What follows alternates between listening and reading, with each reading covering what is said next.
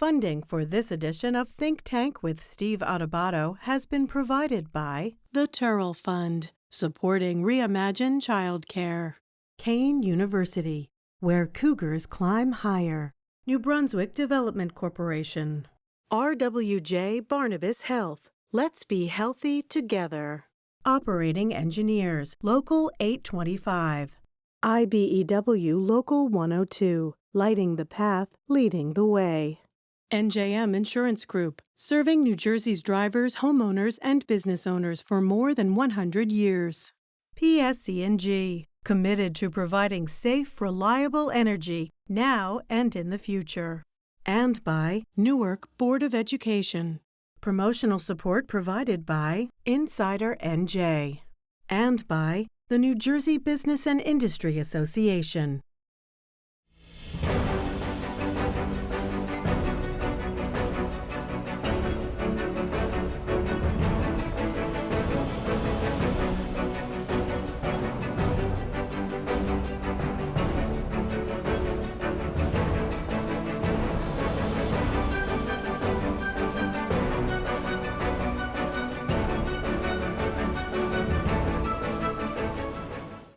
Hi, everyone. Steve Adubato. We are honored to kick off the program. Joining us for the first time is State Assemblyman Shanique Speight, a Democrat representing what district, Assemblywoman? 29th District. Which is in and around my hometown. Well, now it's Montclair, but where I was born and raised in Newark, correct? Yes, Newark and Belleville. Newark and Belleville. Assemblywoman, one of the areas that you have focused on the many you have focused on, is what's being called period poverty. Does not get a lot of attention. I've said this before on the air. Some folks are uncomfortable speaking about it. I've learned over time that it's incredibly important to talk about it. What are we talking about with period poverty, and what needs to be done to help the young women who are struggling in ways that many others don't, largely because of zip code, economics, et cetera? Thank you so much, Steve. One of the things I often start off saying is half of the population ministry. And oftentimes we ignore a woman's menstruation. I was brought up, in a generation where when you get your period, you hide your period. And oftentimes the affordability of products when it comes to young girls or grown women, it's not always feasible for women to buy these products. So oftentimes people that are struggling with when it comes to period poverty is due to lack of income. And, depending on your household size, you can have 3 to 4 girls and as a mother menstruating on yourself, and you're not able to afford these products. Your appreciation for this isn't just from a public policy and governmental perspective. Correct. Your personal experience matters a great deal here.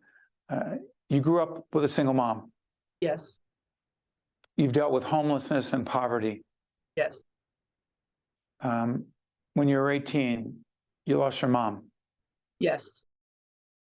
And other experiences along the way. And you have 4 children, all delivered via C-section. Yes.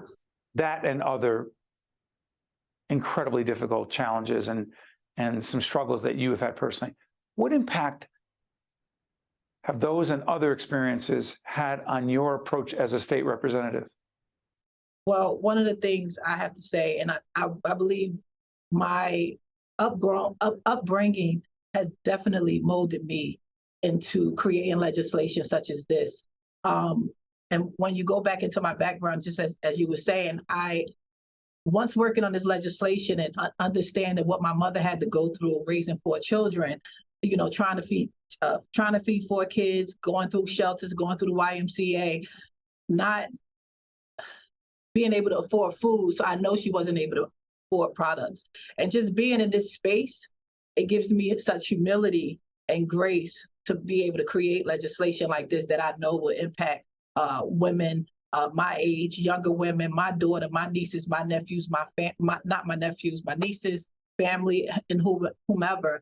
And understanding that, my mother died when I was 18 years old. She had cervical cancer, and just want to make sure we focus on women's health, period. Oftentimes we focus just on, the maternal health of it. But if we focus on the menstrual aspect, we understand that it's a connection between both. And by the way, I want to make it clear that you are working with First Lady Tammy Murphy and on her initiative having to do with the fact that maternal health, maternal mortality, that Black women are 7 times more likely to die in childbirth than white women. We've had the First Lady on talking about that initiative. Go back and check it out. But I want to go back to something. So when we're talking about period poverty, as a former state legislator, I remember that people would often make speeches about an issue, but the legislation would not substantively address the issue. That is not the case with you. Your legislation is precise and specific about period poverty. Please talk to us. What exactly does it do? So one of the pieces of legislation, what it would do is individuals that are on SNAP or WIC, New Jersey Family. I'm sorry for interrupting the acronyms. SNAP, food stamps. Yes. WIC, women, infant, and children. These are both governmental programs, correct? Yes, correct. Please, I'm sorry. What the DOH, the Department of Human Services, would do is apply for a waiver for individuals that are receiving those benefits. They apply for that waiver so that the menstrual products will be covered under the waiver. And if it's not approved, once they apply through the federal government, I believe the bill is stating that then they would actually appropriate $2 million towards this effort. To be clear, 1 in 5 menstruating teens struggle to pay for period products. So with a 12-year-old daughter, and I'm obviously never going to talk about the specifics of this, the idea that for our daughter and for her friends, and we're blessed and fortunate enough to be in a situation where I never even thought about, well, how would you pay for it? We're talking 1 in 5. Right. 1 in 5 young women, say from 12 to whatever age. But help us understand, when you don't have access to the products you need, period products, what can happen to that young woman? What can happen to, one of the things that happen, depending on if that young woman is in school, she possibly will miss school because she doesn't have access to products and can't afford the products. And oftentimes I've heard so many women, and as a woman myself, depending on when your period comes on, because sometimes it catches you off guard, some women have to actually use a tissue. So in that spirit, because young women spend so much time in school, does your legislation talk about putting period products, menstrual products specifically in bathrooms in schools? Yes, we do have a bill. It was actually 2 bills that was introduced. Senator Ruiz actually has a bill, and it passed on the Senate side, and it talks about providing products in school.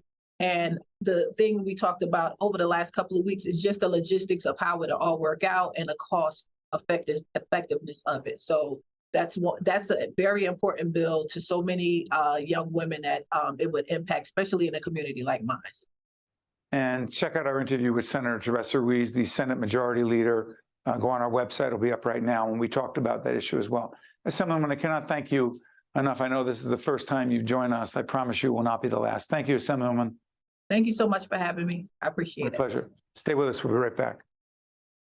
To watch more Think Tank with Steve Adubato, find us online and follow us on social media.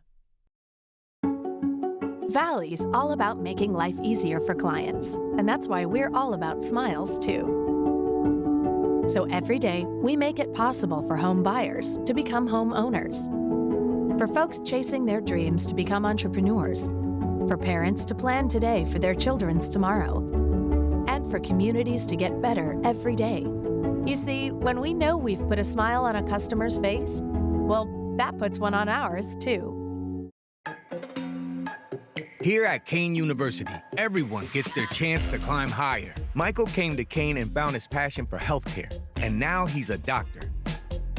After Trisha graduated, her graphic design work was featured in the New York Times.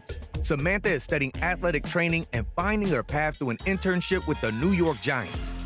Real students, real stories, real success. Cougars climb higher. Kane University. We are pleased to be joined by State Assemblywoman Dunn, who is a Republican. In fact, she's a Republican Assistant Minority Whip. Translation, she's in a leadership position in the state house, in the state legislature in the Republican Party. Good to see you, Assemblywoman. It's wonderful to see you. Thank you for having me today. You got it. I believe this is the first time you've joined us. I usually don't get that wrong. Is it the first time? It certainly is. And my first television interview. No, it's not. Is that true? It is. It's totally true. I'm honored. I am honored to have you.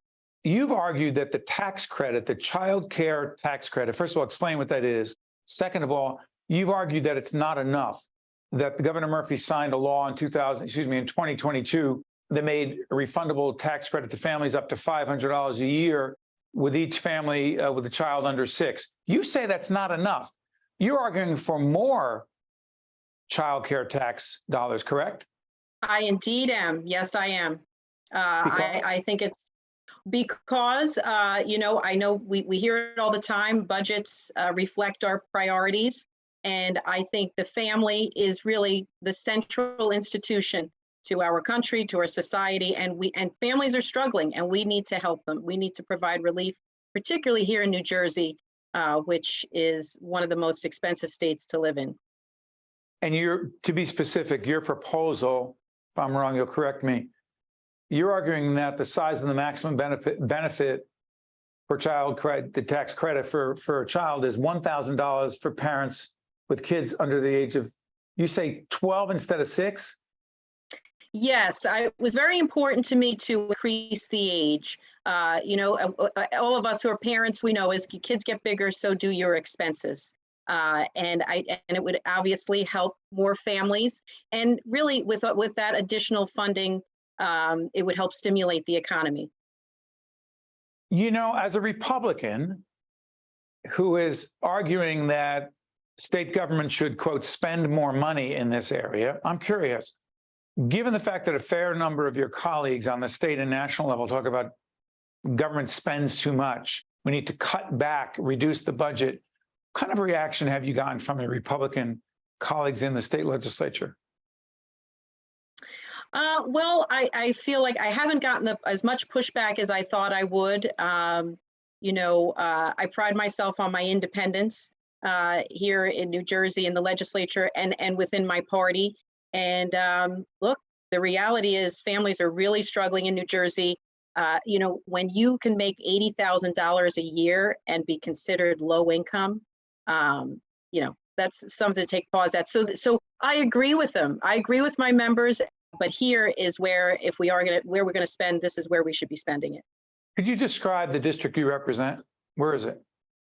Sure. I represent primarily Morris County. I think we've got pushed down from 6th to 8th most affluent county in the nation. So some may even say, how's that working, right? Oh, you're okay in Morris County. And I say in many ways, poverty is more hidden in a place like Morris County. How so? I grew up poor. Simple as that. I remember watching my mom ripping apart a piece of Wonder Bread, adding it to some tuna fish salad, and I asked her, well, I thought maybe it was like a special recipe or something, and I said, why are you doing that? And she said, because it makes 2 sandwiches into 4. And we lived in an unwinterized home. Every fall, she'd roll up the towels and stuff every door jamb and window jamb to keep us as warm as possible. Of course, that meant no air conditioning in the summer, right? So poverty may look a little bit different today, but that's carries with me, right? That's my blueprint. And if it were not for a lot of social services that helped me get to where I am today. For those who argue that government is the enemy, you don't see it that way. I don't. Government has a very necessary function. For the most part, it should get out of people's way and our lives, but help us. It's about you know, that I know we hear it all the time, but it's about a hand up, not a handout. Let me ask you this about childcare. People who watch us on a regular basis know that we have an initiative called Reimagine Childcare. The graphic will go up. It talks about Well, we're talking to legislators, policymakers, government officials, not-for-profit leaders, those who run child care centers, all about the importance of accessible, affordable child care. Where does that fit into your legislative agenda? Oh, it's really central to my legislative agenda. Last year, I worked on legislation that would call for the child care subsidy program. It would basically reformulate it to base it on enrollment as opposed to attendance. We were successful in getting that accomplished, but only on a temporary basis in response to the public health emergency. And I am fighting for that to be permanent because that really, look, at the end of the day, we know who really owns and operates these child care centers are women. This is a female-dominated field. And we saw workforce participation by women go down to levels of the 1980s during COVID. So yeah, I was asking for more, and my Democratic colleagues kind of backed down a little bit, but still, we came together, and so again, it was another little bit against the grain for a Republican. I've asked every Republican who's joined us because it's so important. And Democrats have a whole range of issues they need to answer for. Do you believe, because civil discourse is obviously what we're about, and you obviously believe in that as well, or you wouldn't be with us. To what degree do you believe that moving forward, that politics has become very divisive and polarized, A, and B, that frankly, some have argued the former President Donald Trump has contributed mightily to that? You say what? He's not the only one. No, he's not. And what I would say is, I've been at this a long time, from behind the scenes as a Capitol Hill staffer in my 20s. And Steve, I don't know if you know, but I also represented Sesame Street and Mr. Rogers' Neighborhood on Capitol Hill. It's just interesting how life works, that this is my very first television interview as a legislator by PBS. So if you're honored, I'm telling you, I beat you in that. I'm honored way more than you. We appreciate that. And but civil discourse is what public broadcasting is about. And we are not PBS, but we're on public broadcasting. We're partners with them. We're all about civil discourse. Is that corny or what? I mean, isn't that the way it's supposed to be, Assemblywoman? It is. And it's funny that you say, is that corny? Because when I first ran for office, that was one of my 4 bullet points on my what they call it, the palm card. And sure. How many folks at the door said, come on, give me a break, and I stand firm on it. And I think it's really always about leading by example.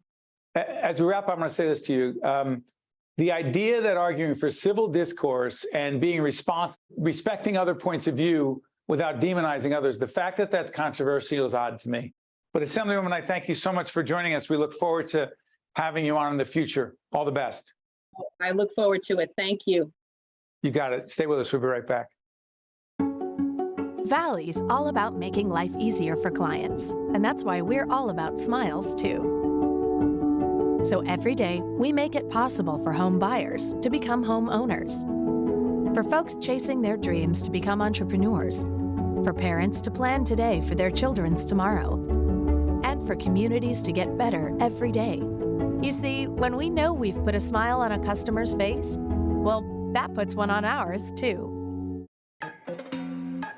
Here at Kane University, everyone gets their chance to climb higher. Michael came to Kane and found his passion for healthcare, and now he's a doctor. After Trisha graduated, her graphic design work was featured in the New York Times. Samantha is studying athletic training and finding her path to an internship with the New York Giants. Real students, real stories, real success. Cougars climb higher. Kane University.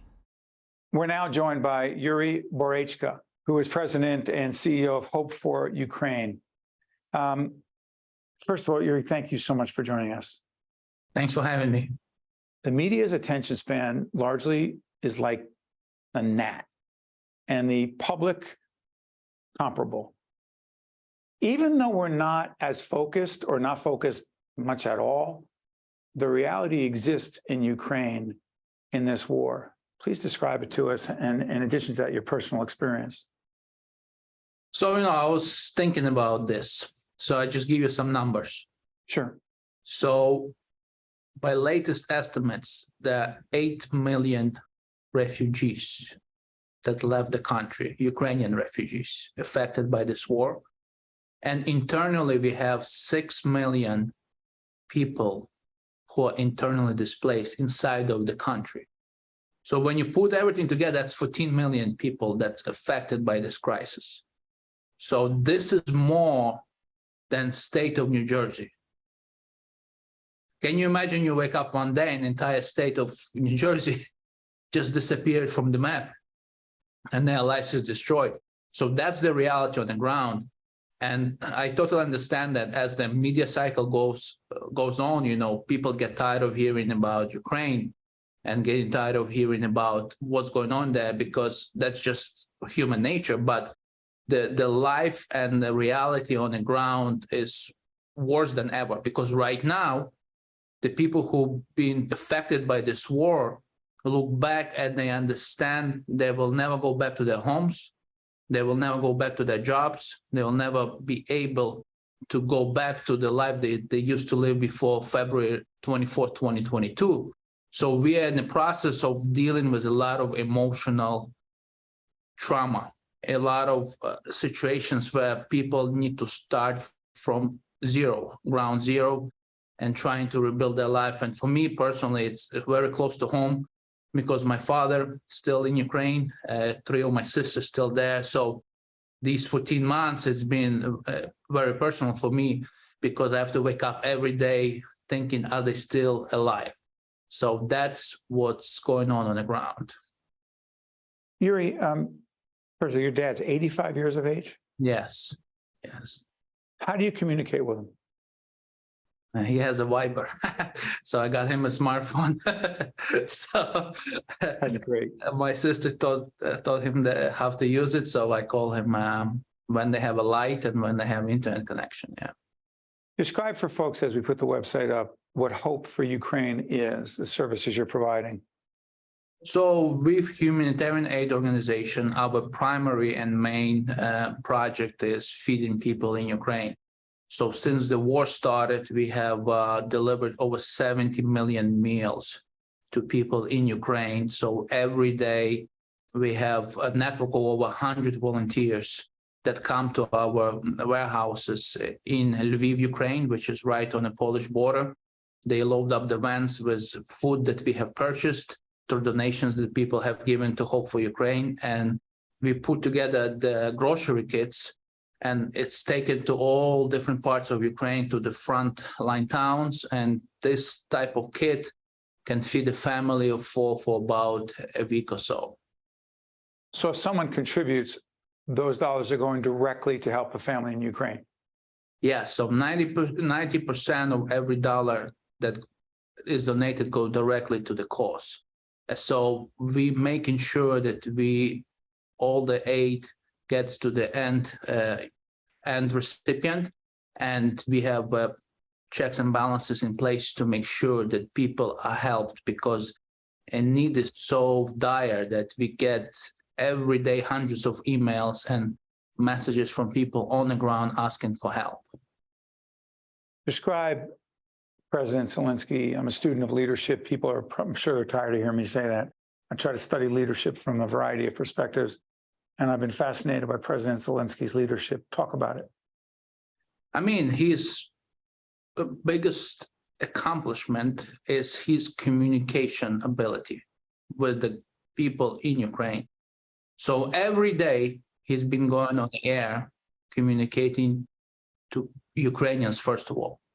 Because when you're going through the difficult times like this, the most important part is to have a glimmer of hope.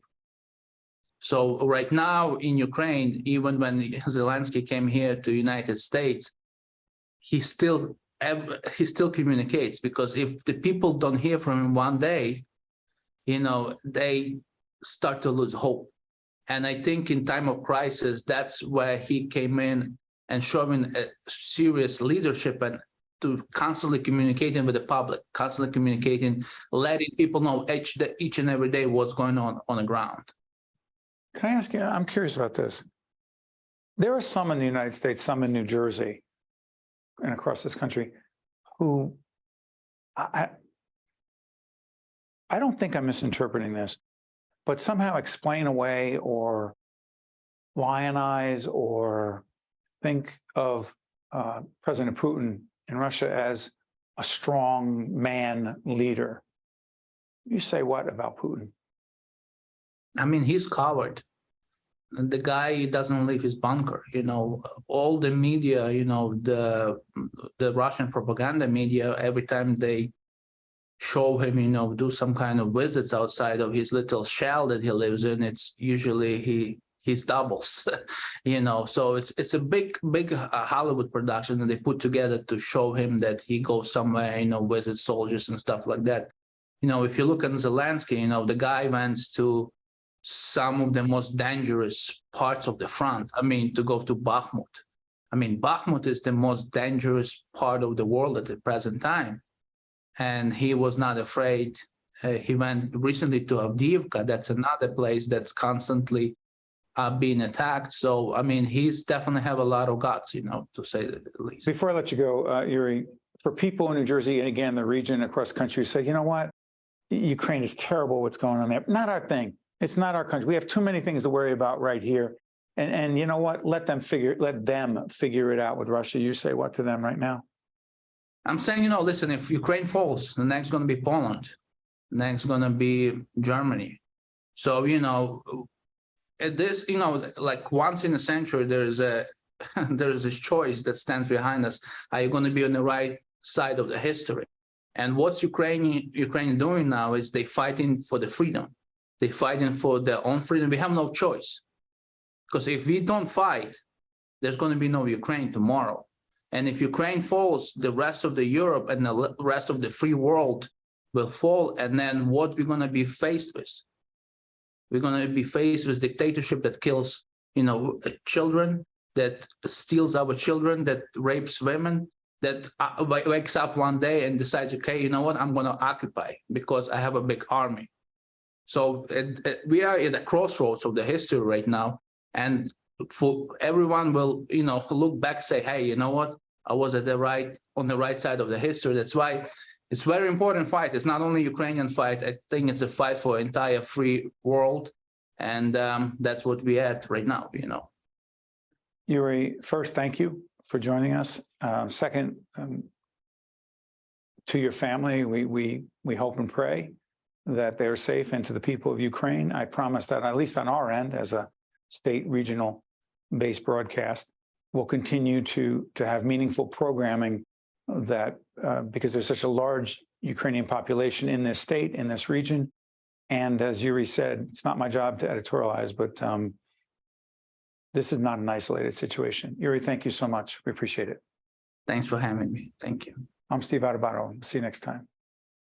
Think Tank with Steve Adubato has been a production of the Caucus Educational Corporation.